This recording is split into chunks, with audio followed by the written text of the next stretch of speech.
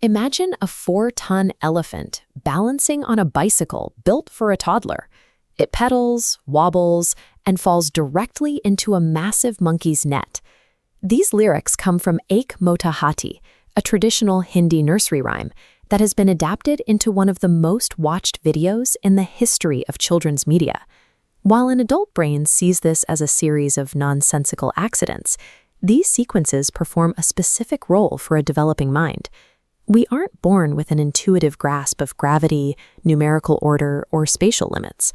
A child's brain must actively build these frameworks through observation and repetition.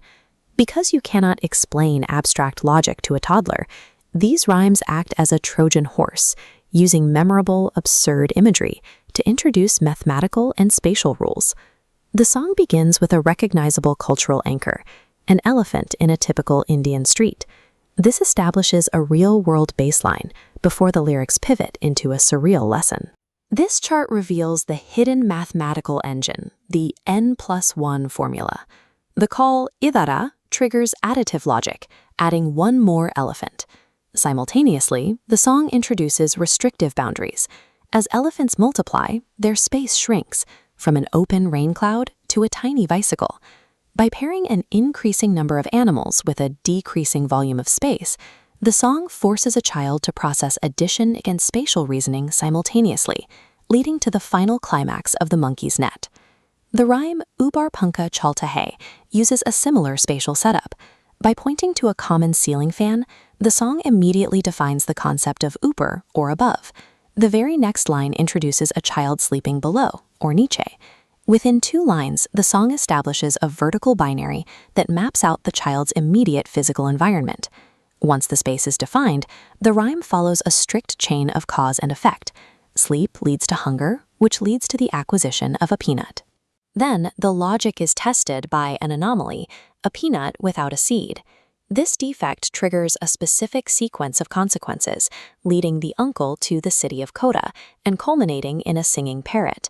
By linking abstract sequencing, if this happens, then that follows, to mundane objects like fans and peanuts, the song creates a durable, unbreakable logical structure deeply embedded within the very foundation of the growing child's permanent memory.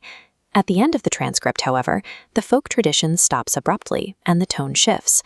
A promotional segment for the app takes over. The oral tradition is instantly replaced by a digital sales funnel. The app promises to teach English and math through games, using the same cognitive hooks to monetize the attention just captured. This transition demonstrates how the video serves as a pipeline, utilizing established patterns of focus to drive a quantifiable commercial action, an app download. These songs are early tools for structural engineering applied to a child's mind. They function through these 3 core mechanisms: familiar cultural anchors, rhythmic repetition, and surreal imagery that makes the logic memorable. For centuries, these rhymes were passed down orally in physical spaces like this bustling street. Today, that same tradition is being repurposed for the digital age. When you hear one of these repetitive rhymes, you're listening to foundational logic mapped onto a human brain, an old technology running on new hardware.